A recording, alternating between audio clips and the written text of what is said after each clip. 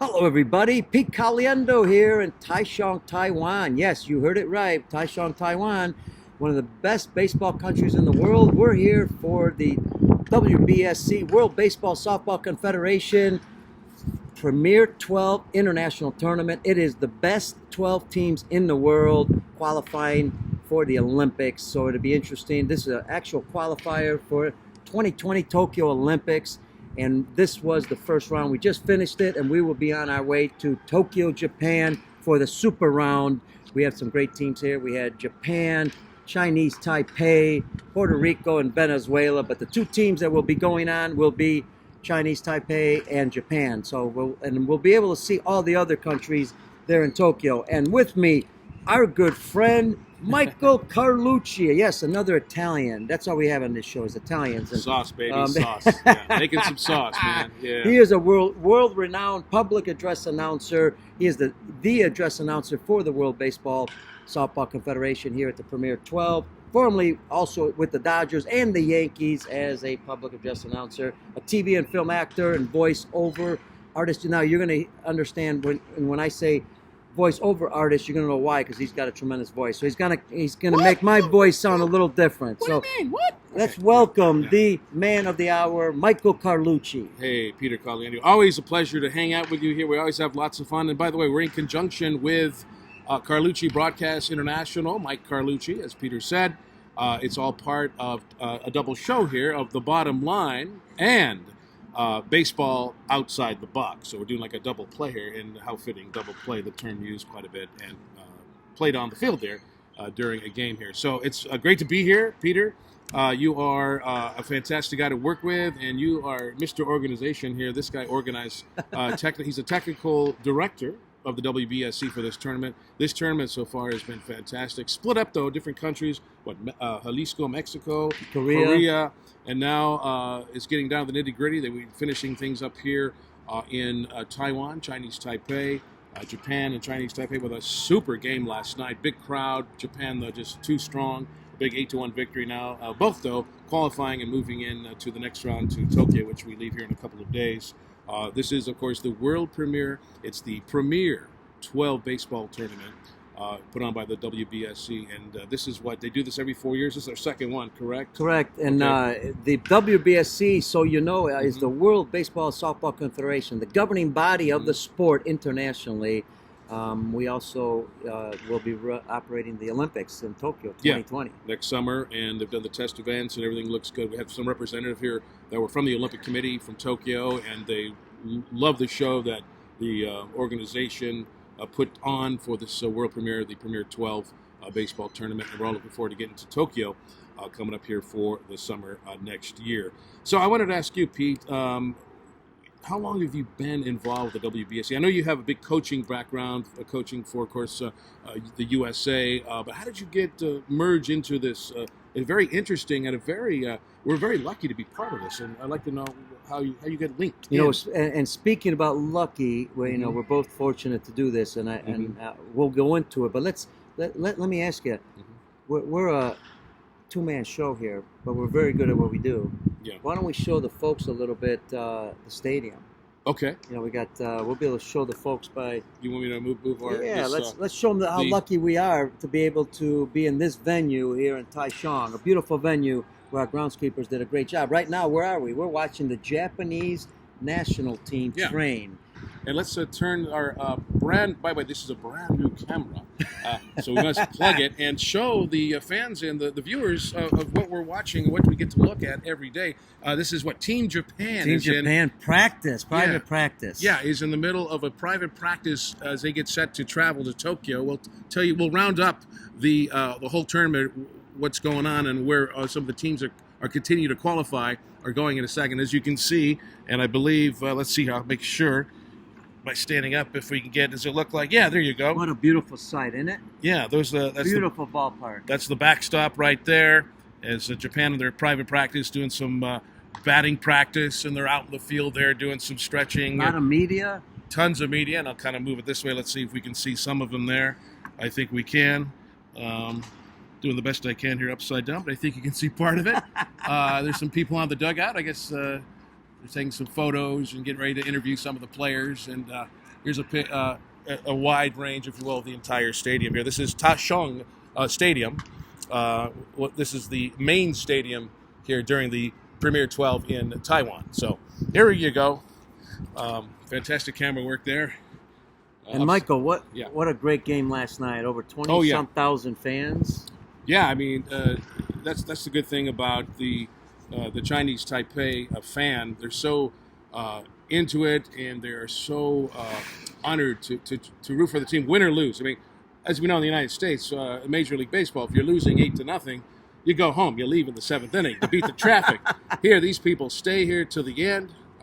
Fantastic win. Both teams qualified, by the way, for the next round. Chinese Taipei, the host, of course, here in Taiwan, and then, of course, Japan now moving on, and they're going to be hosting the final round, which is next week, and we're going to be headed there to the Tokyo Dome. So we'll round that up in just a few, but let's go into PeteCaliendo, the man, the myth, the legend. Yes, technical director of the people that are make sure the rules, regulations are followed here for the international baseball play. Again, how did you link up with your? It goes coaching. It goes back a while, but basically, I was very fortunate. I've done some international work early on in my career when I was younger. Had great mentors, and then Paul Seiler, the president of USA Baseball, just thought, never told me. He just recommended my name to at that time, the International Baseball Federation, which is now the WBSC. Recommended me, and next thing you know, they approved it. The executive board approved it, and I'm on a plane. Matter of fact, to Taichung, Taiwan, which is down south. Yeah, that was my very first event, the 18U World Championships, and that's where I learned what a technical director does. Basically, handles all on-field technical issues when it comes to the managers, the protest, also the times of the batting practices. Team meetings, managers meetings. There's a lot of different things that go on. Understanding the rules of baseball, obviously, the major league rules, along with our WBSC rules. And I've been doing it probably around 20 years now, and very lucky because there's been a lot of people that would want to be in this position, be able to travel the world, see some of the best baseball teams in the world, have this type of experience. So it's been very fortunate.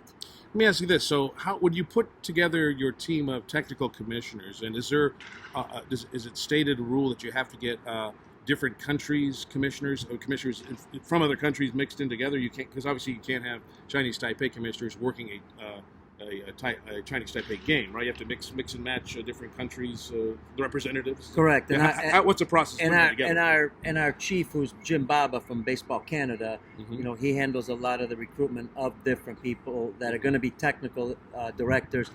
Also, that we host a lot of training sites around the world, so that way they understand. When I grew up in it, nobody really taught me anything about what it was all about. I learned right there when I showed up at the field what to do.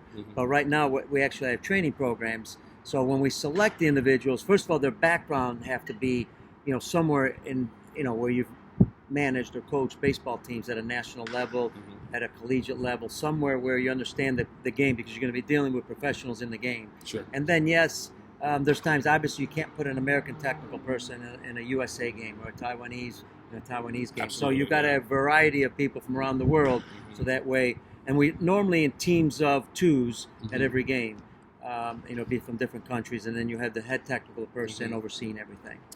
What and how many technical commissioners have to be present at each particular game? Each particular game, 2. Sometimes if it's a gold medal game, we'll assign 3. Yeah, I used to have a backup if someone gets sick or something. Yep. I always have a backup. So just like umpires, I always have extra umpires and so forth. But so the training process. So let's say myself, or let's say like this guy walking right here. He wanted to be a technical commissioner. How you doing, man? Ni hao. Ni hao.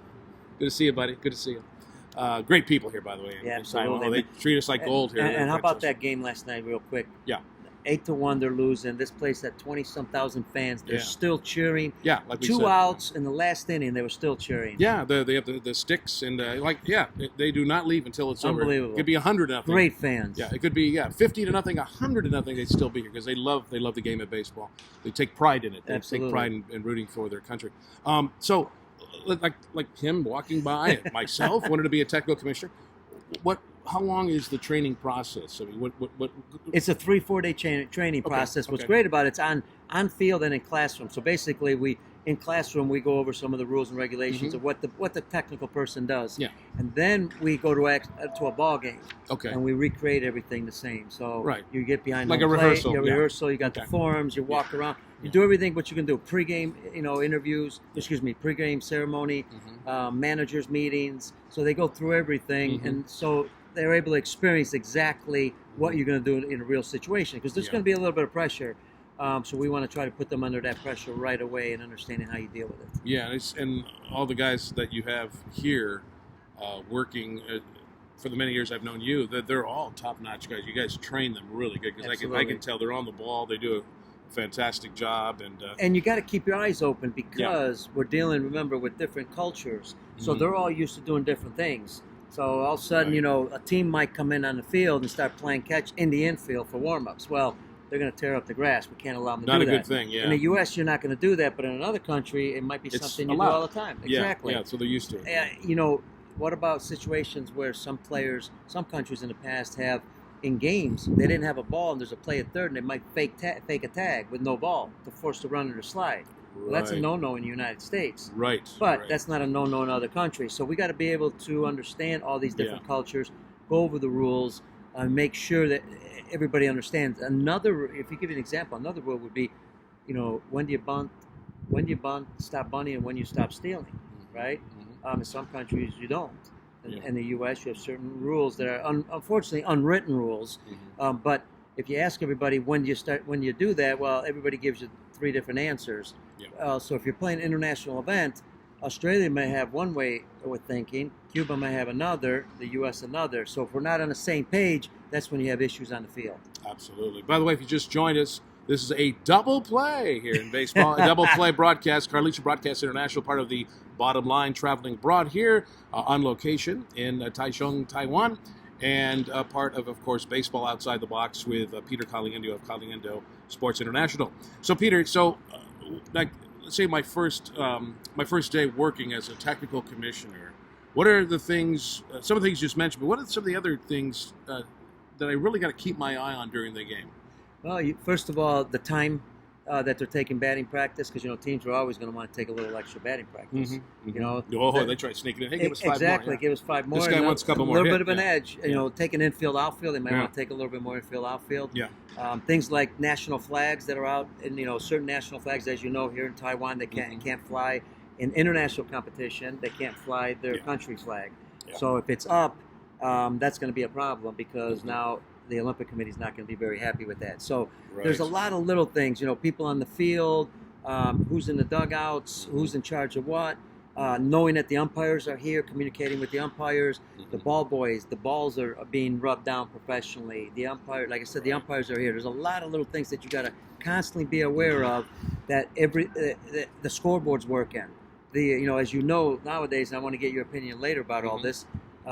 We have a pitch clock, 20-second pitch clock. You got to pitch with no runners on. You got to pitch by that time. Yeah. Because we're trying to make sure that the game's going a little bit faster pace. Right. We've got pitch clocks for when a manager goes out to the mound.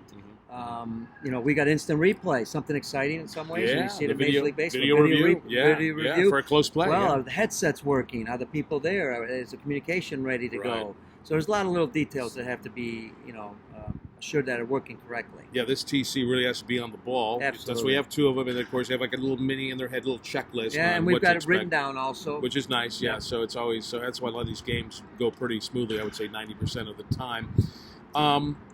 Speaking of which, of the clocks, because sometimes if that clock on the scoreboard area doesn't work, so obviously the guy's got a handheld just in case. Right? Yes, Okay, we've got to back okay. up. Our umpires have it. Okay. And even in pregame, during batting practice, the clock may not go down there. So now we have to go by Yeah. our clock, Keep the handheld. the our watch, and let the managers know on Sure. the times. Some countries are on time all the time, and some are Yeah. not. So we're there to kind of keep them on time. Good. That's your position. That's your job. Let me ask you this: like example, if video review is being called, a close play at the plate or first base, a tag or catch, whatever. What is there a special time limit for that? Yep. Okay. Yeah. Because the umpire's got the headset on and he's got. Yeah, okay. but first of all, once the play ends, Mhm. now the manager has to come out within 10 seconds and let the umpire know. Let him know. Yeah, like that. I like to take a look. Yeah. Take a look, but no, not right away. He just wants the play to stop, and not to continue. Okay. Then he has 20 seconds to make a decision. Do I want them to review it? Oh, okay. Okay. The manager can say no and go back in, or tell the umpire review it. And now Please. the headsets come out. Both two Yeah. umpires come to home plate. You obviously Yeah. have two. Our staff comes out, making sure that nobody's around the umpires. Yeah. They communicate to the to the box, Yeah. and then the decision is made. Okay, cool. Because I know we had one last night, which was kind of exciting, and Yeah. it was one of those plays. I think it was the play was at third base, and Yep. the call he was out, but the third baseman looks like, well, did he touch him? Did he tag him? It was hard to see. So then that's why I guess he said 10 seconds. He made the call. The Chinese Taipei manager says, "Okay, I want to give me 20 more seconds. Yep. Make the decision." And then I guess he looked at it in house, and that's why he said, "Please take a look." So Yeah, and that was Yeah. and that was not an easy call on the manager's side, because Yeah. that happens at fast motion, and Yeah. he's got to make a decision. Right. Even as we went through the instant replay in the booth, Mhm. it looked like that he was out. But when they blew it up, different angle, different angle, Mhm. and they blew it up, they saw the glove that Yeah. didn't touch, and the hand touched first. We Yeah. don't have that ability to do that on TV. Yeah, and the umpire, from his angle, he was blocked, and watching Yep. it from that back, it looked like he tagged him. Yeah. And that's why, because not everybody's perfect, because we only have two eyes, so thank goodness for video review. So speaking of which, let's go into the umpires. So also, your technical commissioners from different countries, different parts, umpires as well, correct? They have to mix Correct. and And match for different countries and things like that. So, and who decides that? That's what are your... Gus Rodriguez, our director of umpires. He's been doing it a long time. College World Yeah. Series umpire behind the plate. Matter of fact, he's got a ton of experience. Does a lot of clinics around the world Yeah. training umpires, Yeah. and he selects them. But he has a staff. And Larry Yeah. Young, Major League supervisor with Major League Baseball, helps him, and he's got other assistants around the world. And the important thing is the umpires qualified to be at that level. Yeah. Because it's a very high level, as you know, the Premier 12, the best players in the world. Right. So they've got to make sure they can qualify, can handle it at that level, Mhm. and they go through training also. And you work very close with Gus. You have to. You We guys do. got to be on we the do same work close. page, 24, Absolutely. 24/7, 100% of the time. Absolutely. Well, I was going to ask you about. By the way, Gus, great guy. He's a 49er fan and a Giants fan. Yeah. So Giants was So I first time met him. Oh, Giants fan, 49ers fan. Okay, good. I know I like the guy already. So no, good guy though. But yeah, well connected. Well, this guy, like I say, he knows his stuff. So. Now, let's talk about the tournament, how this thing is put together, because now that the Olympics has baseball again, baseball's back, 2020 Tokyo next summer. So this particular tournament, the Premier 12 baseball tournament put on through the WBSC, it's all part of now qualifying to get into the Olympics. So 12 teams, we had four different locations. Jalisco, Mexico, we had Korea, and then Taiwan, Chinese Taipei, and then now it's moving on to Tokyo, Japan next week. And this is for all the marbles, all the fun. We've had two teams already qualify. Yeah. Israel qualified out of Europe. Yeah. Obviously, the host, Japan, is already Japan's in. already in, yeah. So now that means we have four more teams to qualify. To move on, yeah. Yep. Okay. Because there's going to be 6 teams in the Olympics. Not going to be easy. Yeah. Because you're talking about the Americas, and Yeah. Asia, and a lot of great countries. And just Canada, Australia Yep. is still live. We got Cuba still live. Mexico. Tonight, Korea and Cuba play. That's going to be a big determining factor. Will they go on to Tokyo? Big game today. Australia knocked off Canada 3-1, beating them in a very close game. They scored late in the game, and That keeps Australia still in the mix. Still in the mix, and Mexico's played very well, and Puerto Rico and Dominican, I believe. Puerto Rico, Venezuela. Dominican, and Venezuela, which are very surprising. Yeah. 3 of the top, countries in Latin America, very strong countries, some of the best, have not qualified, and that's just amazing. That gives you an idea how baseball is growing around the world and becoming stronger, also in other countries. Absolutely. And now we met years ago. We're many besides the Premier 12. This is the second version. We met here in Chinese Taipei 4 years ago, and then there was the International Baseball Tournament in Holland. That was a lot of fun because Netherlands is another team. that's always playing well. It'll be one year they're kind of, and then next year they did very well at the World Baseball Classic. Got in the top four, I believe. And of course, they have a great manager there, Hensley. Hensley Mullins, our buddy Hensley. Yeah. Hensley, if you're listening, you're the best. You are the best. Bam, bam, all the way, man. Manager, got to be a manager in the big leagues. Yeah, soon. And I won't say anything, but I wish he was running this club as he should be. Hensley, you should be running this team. I'm sorry, man. You should be there, but hey. They say when one door closes, a bigger one opens up for you, pal. So we'll always have our back. We'll have your back. You have our back. We'll have your back. So, and then of course, like I said, the international game has exploded so well. Like I said, they had the Holland International Baseball Tournament there in the Netherlands, and then of course the Olympics. Last time we were in Beijing in 2008. Greece in 2004. So glad it's back. And I can't remember what the first one we worked, but I know we of course, two Italians hit it off. But the first Olympics we worked was Beijing. Okay, Beijing. That's right. Imagine two Italians hitting Beijing. That's an interesting time. That was a fun time. But we got to know each other, and we got to meet some great people like Gus, and the list goes on. And we must talk about the international baseball game is a lot different than the majors or the minors.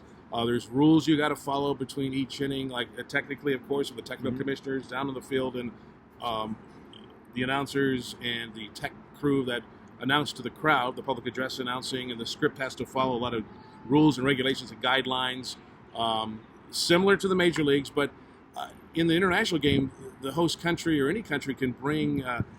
They have cheerleaders during the game, like the Chinese type. Matter of fact, last night here, right here, with 20-some thousand fans, they had a disc jockey, cheering, leading the cheers. Cheerleading, a girl. They put a girl on the field between an inning, and then she kept talking, and then we're ready for the next pitch for the next inning. And in the majors, of course, no, that's no. Once you can do anything between the half inning break, music, commercial, whatever you want to do, a contest.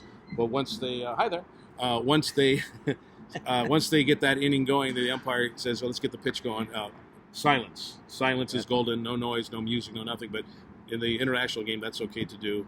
What's unique is on the field a lot of times and that's where the game becomes a little different because we, when you go take out a pitcher, you actually have 3 free trips when you go to the mound. So you don't have to take the pitcher out.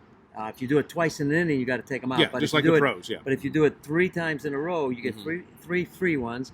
The 4th time you have to take them out. Every time after that, you have to take them out. Yeah. Okay, so that's a little different because it's not the same as. And that's your job to make sure that everything's followed. So, us and the communication with the umpires and the technical commissioners that sit down there. So that's your gig. You have to make sure. The other interesting thing, and our folks around the world know this, and a lot of you, I guess that we call non-pure baseball people like me. I'm not a traditionalist. Remember Beijing? That's where we started the extra inning rule. Yes. Where if it's a tie ball game, boy, everybody went up on arms. Oh, they were mad. Now it's being used all over the world. Yeah. And that's basically when the game's tied in the 9th. Now you go into the 10th. Yeah. You're going to put 2 runners on base. They're bringing in the college baseball world too. You've seen it in independent baseball. Yeah. You've seen a lot of different areas. Sure, because the game of baseball, if it goes on too long, the fans are going to leave. They don't want to sit there for 14 innings. Yeah. They've adapted, and then, like I said, you start the inning off with runners at first and second. Yep. And so that's like, hey, okay, scoring possibility. But also the next half inning, the other team, the home team, gets a chance for it too. And there's some strategy. Matter of fact, in the Australia game we were watching last night, they went to the extra innings, and Australia pinch hit for the hitter. There were man on first and second, nobody out. And they chose not to bunt the runners over to second and third. They chose to hit. So it's a little bit of a strategy. Who's the bunter is, right? Can he bunt? Right. If he can bunt, maybe you'll get it down and you move runners second and third. Your odds of scoring are very high now. Sack fly. And you got to run. Yeah. They chose not to do it. And what happened, there was a fly ball, 1 out, next 2 guys struck out. Next team came in, they won the ball game. Yeah, you're the home team. That's where the benefit can be. If you can, if you're the road team and you don't score, don't get any runs across, that home team has the opportunity. So those are 2 unique things about the international game that have changed. Yeah. So, you have any questions for me? What happens up in the booth? I got a lot of questions. Okay, let's hit it. But one of the questions before we get to the booth, I want to ask you simply what you thought about the games that you saw. Give us some analysis of, what you saw about the games, the teams, something different about the clubs, that you thought, wow, this is interesting how they do things. Yeah, I mean, as we know, Team Japan, the way they put their organization together, the country reps, We were on the field earlier talking about these guys just train every day of the year. It seems like they're conditioned properly. They do more than just batting practice and infield practice, outfield practice. They're continually getting their mindset, stretching and doing calisthenics, and they got the trainer out there. If there's any problems with muscle pulls or they've had a previous injury, he's out there helping them get loose, and they just continue. And they have the diet and the meditation, and they just. I watched that. I watched different countries how they prepare. I have to say, United States is a lot different, as you know. Australia's a lot different, but like Japan, and I know Chinese Taipei, they really go in a different direction of how serious they can be. But going back to the games, man, just watching how they prep and how there's some of the strategy. Some of these games have been really, really good. Most of the games were pretty close. Last night, not so far. Japan just got off to a good start, and they had great pitching and won the game 8-1. But there's been a lot of 3-2 games and 5-3 games, and I'm looking forward to watching these countries go at it, go for the marbles there in Tokyo this summer, 2020. And the amount of money that you could win in this, WBSC Premier 12 is about over $5 million that's being dealt out throughout all the teams. Yeah. And now as we go into the super round, it's going to get tougher because now you got some of the better ones getting together. Yeah. And talk about that. We're watching right now the Japanese actually training live pitching. And with live hitters, they're not just wasting their time on batting practice. They're actually going after each other. Pitchers are getting their workouts. They're getting their work. This is during the season. Yeah, this is what they'd be doing on the side of the field, getting their work in, warming up their pitching and getting set.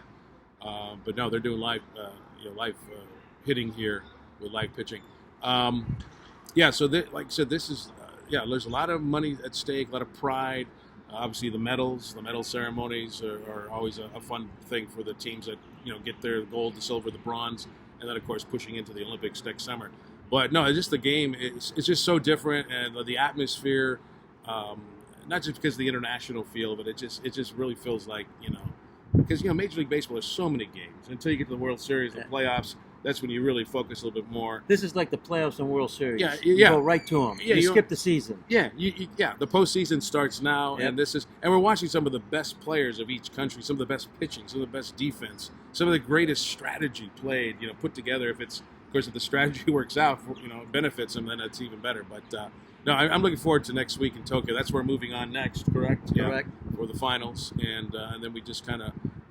And then we have any more stops? There's a couple more stops after that, right? Well, there'll be two stadiums that we'll be using for the super rounds. It'll be Tokyo Dome and also Chiba Japan Stadium. Yeah. Chiba Lions, I believe. Chiba Lotte Lions. Chiba Lotte, Chiba Lotte, I believe. And so they're going to be playing there, and then the finals will be in the Tokyo Dome. The Tokyo Dome, if you've never been there, it's electrifying. Obviously indoors.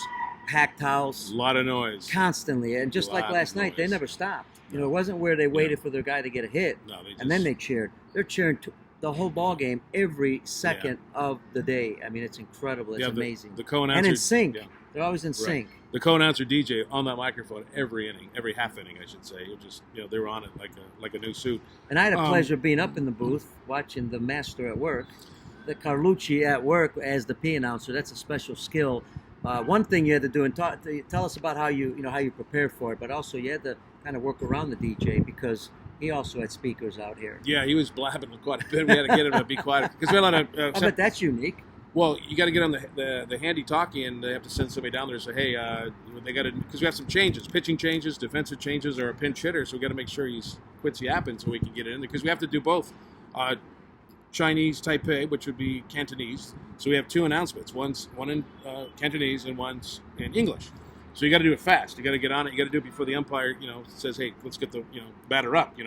So preparing though before the game is there's a script, and got to make sure that the translation is copacetic with the Chinese. Because remember, they could write something out in Chinese, and then the translation comes to English. It doesn't make sense because it's just the way it is. It's a lot of languages are like that around the world. Mm-hmm. So I got to grab it. I got to edit and write my own thing. The safety announcements, like be careful. Baseball's entering the stands and things like that. Can't climb on the guardrails and interfere with the ball, and don't run on the field, and don't interfere with the play. Let's give them the real, not the intro, but give them an idea how you introduce the player, the next batter. Oh, okay. Well, yeah. Okay, like you always wait for the batter to get halfway up Yeah, to. I noticed that because Yeah. sometimes they want to do it too soon. Yeah, and you got to make sure because maybe they might have a pinch hitter come in, so you have to kind of wait, and then you see the batter come halfway up to the batter's box, and you would say, "Now batting for Team Japan, number 24, right fielder Suzuki Tatsuro," and then the Chinese announcer would say, you know, Their yeah. part. But she doesn't have to repeat the names. So, like last night, since obviously it's her home language, Chinese Taipei. So let's say let's say Chinese Taipei was up. So I would say it first. I would say, "Now batting for Chinese Taipei, the right fielder number 24." I would stop, and then she would do her Chinese language, what I just said, and she would do the name, like Ling Ching Chu. You know, that's the second baseman for Chinese Taipei. So, but then when the Japanese were up, she would say in Chinese. Leading off for Team Japan, right fielder number 24, whatever. And then she would pause, and then I would go, leading off for Team Japan, number 7, Suzuki Tatsuto, right fielder. And that's it. Now, Boom. how do you know? This is interesting. And you because follow the lineup. You have okay, a lineup but how sheet. man, there's a lot of different names, a lot of different pronunciations. How do you know you're pronouncing the name correctly? Because that's key. Yes. Well, you know, working all these events, these international events, I'm kind of familiar with the Japanese and the Spanish names, Hispanic names, and working hockey, international hockey. So I'm kind of used to it. But if I do see names that I'm not familiar with, I'll go to the rep of each country. You know, they're like delegate or liaison. I'll say, hey, how do you? And they run it. We run by the roster, and then I'll just make corrections and help myself. But I don't have to worry about the Chinese Taipei name because, any of it, because they do it themselves. And then if the umpires are pretty much, if they're not a Chinese Taipei umpire, I'll read those, And so the Chinese Taipei announcer pretty much everything that has to do with the stadium. Like she has to introduce the DJ. Mm-hmm. She handles all that. I don't have to worry about doing that in English. But so all rosters I get ahead of time, weeks ahead of time, and I go through them. And if there's any names that I have maybe a problem pronouncing, one was kind of questionable, never seen the name before, I just get together with their delegates of each team, the team reps. I understand. And they help me out, yeah. So going back to the scripts, I go through them, I take their Chinese verbiage, or whoever's hosting the event, go through it, boom, and then I just translate it to English to make it more comfortable, make it sound like back home in the United States, how I would read it there. So, as you're speaking there, I got to break for a second because it's amazing. These guys are Japanese professional major league players, and look at them work on their swing. I mean, even slow motion, even talking to each other about the swing. They're talking hitting. I mean, they're always working. It's amazing. They never stop working. I mean, they were working down in the right field line, left field line, in the center field. There's never a break. They're constantly training and constantly going over improvements. Guy's batting 400. He still needs to improve. In America, hey, you're batting 400. Hey, don't do anything. Don't change anything. Yeah. They're just amazing professionals. But yeah, some of the best, and probably the best of Team Japan. All the countries' teams have their best players that are available. Some are not available to represent. I know, like Team USA had to bring in some veteran ball players that had major league experience, but they're probably not really young. They're probably like early mid-30s, late 30s. But they're great players who are still in good condition, good shape. They just are good players that need to play. I mean, you got to fill a roster out, Yeah. But it's who's available and able to play. But Japan, I noticed all those guys, they make sure they're ready because they have so much pride and more time available to play. So. And speaking of preparation, Yeah. With your expertise, what kind of preparation do you do before the event? And on top of that, there might be some people listening that I want to be a PA announcer, at the professional level, but I got to start off somewhere. Where do I start? What do I need to work on? Voice, I would assume, is very important. Well, very important. And then you have to work on your delivery. Take like a voiceover workshop or a diction workshop. Of course, if you know the sport or the game, you're halfway there. But it's just prepping of knowing the ins and outs of what to say and what not to say during the game or during the broadcast. If you're into the broadcast side of the field, if you're doing play-by-play or color, it's something you have to develop. It doesn't happen overnight. But the key is know the sport. Take a workshop and then of course if you read out loud a lot at home or just kind of notice different things of your voice, what you like about it, and then don't copy anybody. Don't imitate anybody. Be Try to- yourself. Yeah, be yourself, and you can emulate your favorite people. Emulate them. But But now when I listen to my voice, I'm sure a lot of people are the same. You've listened to your voice on a tape recorder, you say, man, that doesn't sound good at all. But somebody else comes along and says, actually, it doesn't sound that bad. no. Well, Are we never happy with our own voice? always people. Yeah, I mean, myself, I go, yeah, I could have done it a different way if I'm doing like a voiceover and say, I should have recorded a different way that I like. But some people, no, I like it the way you did it. Now, your voice is fantastic because you have a very good conversational voice. In fact, your voice to me is like a coach, and that's your background. You coached for many years, and you still coach. So you have the nice delivery. You have, I mean, when you did the press conference and you did the little meeting with the technical commissioners and the umpires. Boy, how about that press conference? Oh my gosh, that was crazy. That was wild. It had to be over 100 media people. I remember going on stage and just flash bulbs everywhere.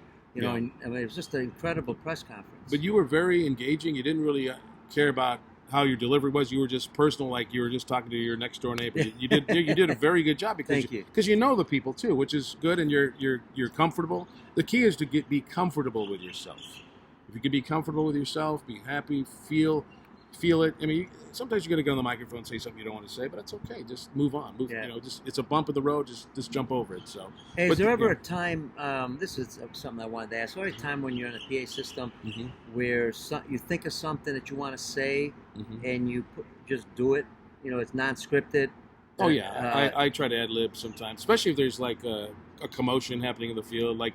Well, we like to promote the WBSC.org, our website. Oh, absolutely. And I never had anything. I just did off the top of my head. Hey, I would say something like, ladies and gentlemen, make sure to follow all the action, all the great results of the Premier 12 Baseball Tournament. Log on to WBSC.org or check us out at Twitter and Facebook.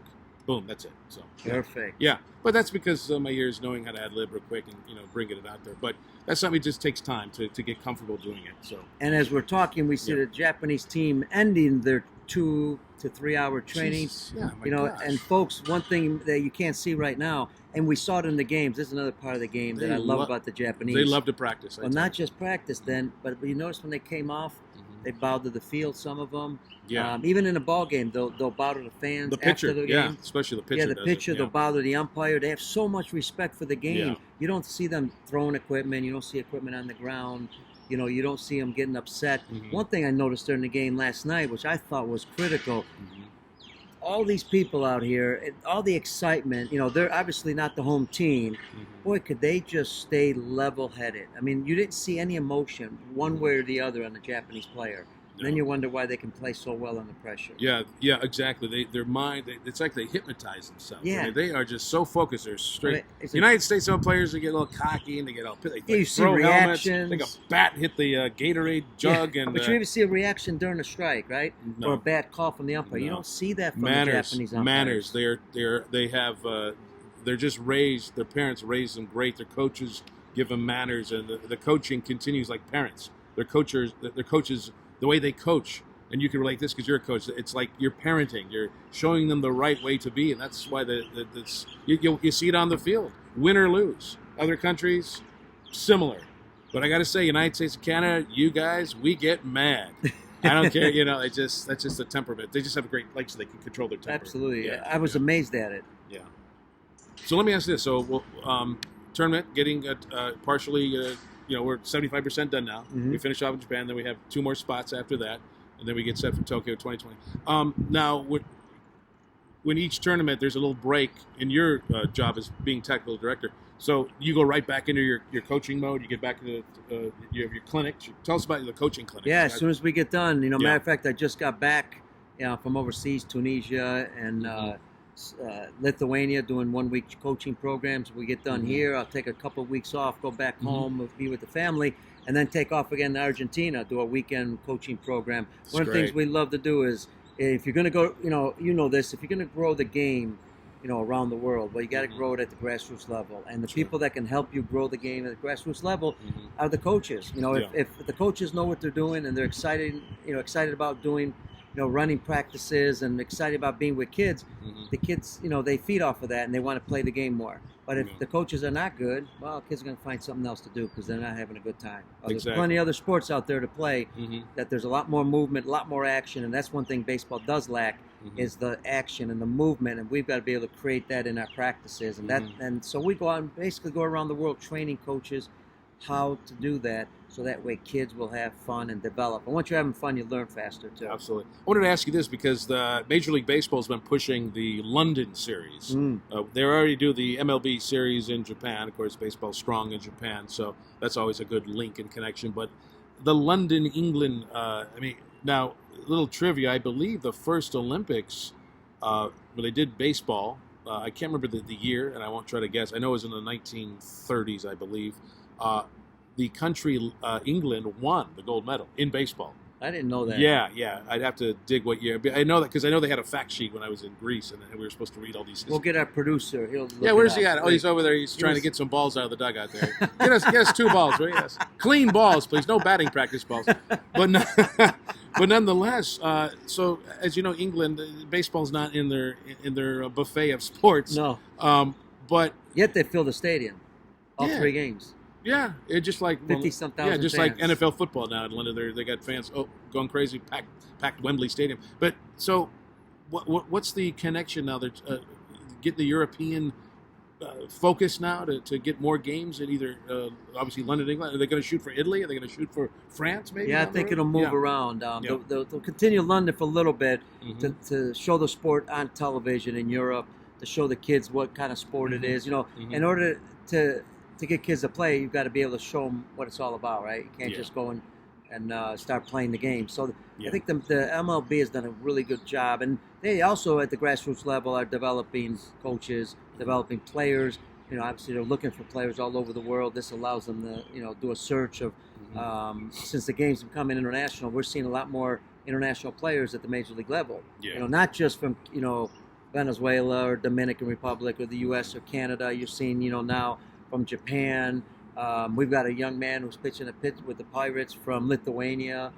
So you see some Russian players. I mean, you're just going to see more and more players from around develop, and that's the reason for doing the London Games, is to get the exposure. The main key was exposure is the key. So because I think they did the Boston Yankees series this year, and I was in Beijing for the Dodger Padre game. China's a big market for Major League Baseball. If they can get one player to the big leagues, it'll be like Yao Ming in basketball. It'll open up a can of worms. At one point, some billion people out there, that you can get a lot of young kids playing the game. And merchandise is always what their key as well. That doesn't hurt. Yeah. So, what are the teams that are lined up for London coming up? On top of I believe the Cubs are going to London. Yeah. It's a Cubs and Cardinals, maybe. I think it is the Cubs and Cardinals. Yeah, Cubs and Cardinals. And then eventually they'll probably want the Giants and Dodgers, get the rivalry teams. Boston, the Yankees, Cubs, Cardinals, Giants and Yankees. I remember. I'm sorry, Giants and Dodgers. I'm sorry. I remember going back. I want to say in the '90s, I went to Japan. The Cubs were playing the Mets. That's how far back in the Tokyo Dome. Okay. I still remember my good friend Leon Lee, who played in the big leagues. He's very Laurent Lee. Yeah, he was popular in Japan. Laurent Lee or Leon? Leon Lee. There's Leon Lee and there's Leon. I believe Leon was playing. But I think they both played there. They both played. But Leon might have been the most popular one in Japan, and we were there for the series. Interesting about this because at that time, I went to dinner after the Cub game, and after dinner, this is how baseball's a small world. Went to dinner to a little small restaurant, and I look in the corner, and you're not going to believe it, but Ernie Banks was there. Yeah, and Ernie Banks and I, not that Ernie knew me, but Ernie Banks and I at that time in Chicago, he used to do a lot of shows for companies. And we used to bring in the cages, the batting cages, and he'd do demonstrations for different companies, and I'd go along with him. So I knew him a little bit. And we ended up seeing him. I ended up going up to him, and during the time he was there with his wife, and I ended up going up, and Mr. Banks, as soon as he turned around, he said, Schaumburg Flyers, and he recognized me from the independent team. Wow. What great memory. Didn't recognize the name. Great memory, my goodness. Not only that, but he kept talking about baseball. And I had to, I'm the one who had to say, Mr. Banks, excuse me, my friends are waiting outside. I'd love to stay and talk more, but I got to go. And so usually it's the opposite, right? Get out of here. But he got a small world. But back then, even in the 90s, baseball was being developed around the world by bringing major league teams into Japan. The All-Star game also, right? The All-Star game, the All-Star players that went from the U.S. major league teams that toured Japan, played in Japan many years. So I was trying to promote the game worldwide. Yeah, and then prior, like I said, in the 90s, early 2000s, they were always trying to promote the teams that had the Japanese player, like Ichiro. Absolutely. So Seattle and Oakland. Oakland had Suzuki at the time, the catcher on the Nationals.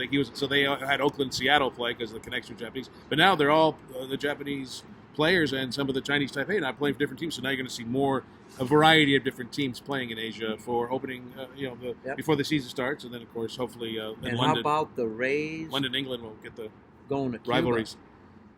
The Rays playing in Cuba. Oh, we forgot well, that. They did Puerto Rico. Remember the old Yep. Expos before the Nationals? They played Puerto Rico. But think about it, Cuba. Yeah, it's perfect. A place you cannot go to. You just can't jump on a plane, get a ticket, and say, I'm going to Cuba from the U.S. Mm-hmm. They played in Cuba. That is going to be the next market. That's going to be big. And we're starting to see that market already, major impacts in Major League Baseball games. And then possibly Mexico City. Absolutely. Play some pro games as well. So baseball is full circle, man. It's over 120 countries playing baseball. Yeah. Maybe even more than that now. Super international. So before we close here, I do want to say one thing, because you mentioned you saw Ernie Banks, the one guy you wouldn't think you'd run into, There's one guy, he's not a sports guy. The one guy I ran into, I was in Beijing in 2008 during the Olympics. We were at a Italian restaurant. Yeah, and then Italian restaurant in China, but it was great food, by the way. But we went across the street to this club because I guess one of the Olympic organization people knew this guy. Said, he's got a club there, great little bar, watch some sports, whatever was on. And there was a guy we were having a nice conversation with. Some guy came up, started talking to us. Great guy, and he looked familiar, but nobody. They just said, "Here's my friend. He's visiting from England. His name is Jim." At this bar, right? He said, "It's a great guy. His name's Jim. You got to meet him." So we're talking about the business. We're having a good time. We're talking politics. We're talking sports. We're talking all kinds of great stuff. And of course, you can't talk about politics anymore, right? Because back then it was not a problem. Now you can. Yeah. Now. But we're talking about everything for 2 hours. And this guy's a great guy, and but as we knew, his name was Jim. So we're all outside, get ready to leave. Great conversation, great time. We go, this guy's great. Oh yeah, blah, blah, blah. And then we're all getting in our cabs on our way to get to our hotel, and some guy goes, "Hey, do you know who you were talking to?" I said, "That's some guy named Jim. I don't know who he is. Jim, James, I don't know." He goes, "That was Jimmy Page of Led Zeppelin." And you didn't recognize him? No. Well, I did. He was recognizable, but he had gray hair, and he just didn't look like the days of, he didn't have his guitar, and he used to see him with black hair. But yeah, so and I went. Baseball fan? Big baseball fan. And he's from England, yeah. But he said he lived in Beijing 3 months out of the year, and he was good buddies with the guy who owned the nightclub. But so Jimmy Page. Wow.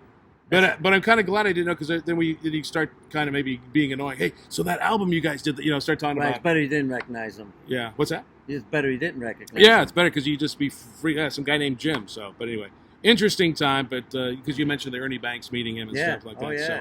But anyway, looks like they're shutting the lights on us. Yeah, I think once Team Japan leaves, we got to get out of here before they might lock us in here. But hey, special thanks we want to give this out to Murray Cook and his crew. Oh, Murray's the best. The grounds crew. That is, they've worked on all the WBSC events. This, they turned this field into a magical field, as they did the London game field. Yes. They do them all over the world.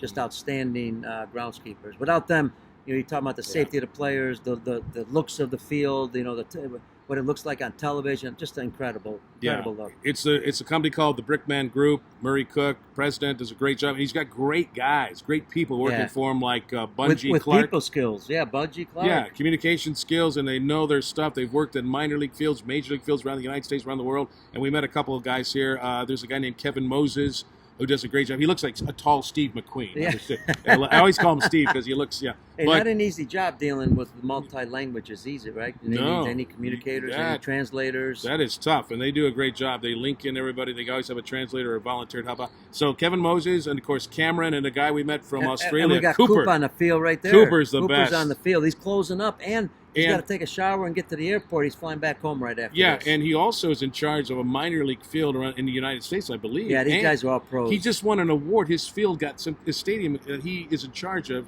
This kid's only 21. He got a big time, big time award. So he's going places, and Murray Cook gets the best guys. So we do see, folks.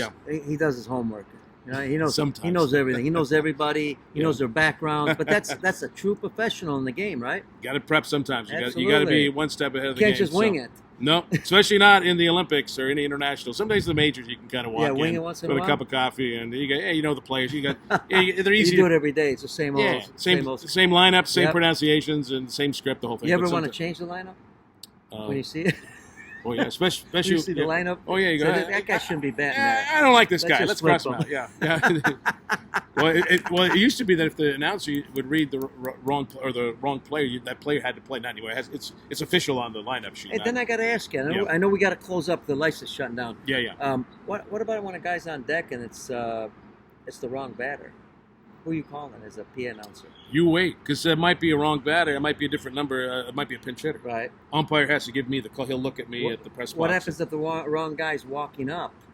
And the umpire doesn't do anything? And the umpire doesn't do anything. What do you do as a P announcer? Boy, that's pressure. Yeah, you know what? If that's number 19 and he's not on my roster, I'm just going to read number 19. So you got to read the right guy because you can't Yeah. tell the other manager there's a Yeah. wrong guy coming up. Yeah, Right? yeah. So it's the umpire's job to, when a batter comes Exactly. in there, and he looks and says, hey, because he's got a line of card, the umpire, he's going Yep. to say, number 19, Hey, it should be number 20. wrong guy. He's going to go, hey, so, you know. Yeah. And then, All right, just trying to throw you a curveball last No, minute. you did, Right but before the show ends. but the manager, yeah. Well, the manager always tell the umpire. Right. But if it ever happens, hey man, number 19, I'm reading it, you know.